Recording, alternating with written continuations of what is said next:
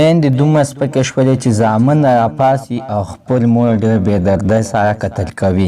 دا اخر ولې تېره ورځ په پېښور کې په ګل آباد کلي کې په کاشف خلک راپاڅېدلي دي او خپله مور ډېره بې دردۍ سره قتل کړې ده. مینوالو کاشف ټول حقیقت بیان کړلو. دا یې ولې قتل کړو؟ د مور اخر داسې کومه غټه ګناه وه. ټول معلومات زه تاسو ته په دې ویډیو کې درکوم. زموږ دا ویډیو د سره تر اخره پورې وګورئ، تاسو ته پوره معلومات در ورسېږي. د دې معلومات نه مخکې زه تاسو ته دا یادګینه وکړم، تاسو که چېرې زموږ په دې چینل کې نوي وئ او چینل هم نه وي سبسکرایب کړی، مهرباني وکړئ زموږ همدا چینل د سره سبسکرایب کړئ، خوا کې ورسره د ټلۍ نښان ووهئ. هره یوه نوي معلوماتي ویډیو تاسو ته په اسانۍ باندې در ورسېږي. تېره ورځ کاشف چې خپله مور قتل کړله او ویلډو کاشف ویله چې خپله مور چې مې څه ټیم کې قتل کړل نو په سترګو باندې مې تیاره راغله او هغه ټیم کې ماته محسوسه شوه چې په ما باندې سم قیامت و، چې دې کې 10 منټه نو تېر، دې کې زلزله راغله او توبې مې ایستلې او په توبو باندې شوم او خپلو بچو ته مې ویلې ما خو ډېر غلط کار وکړو، تاسو خپلو کې جنګ کولو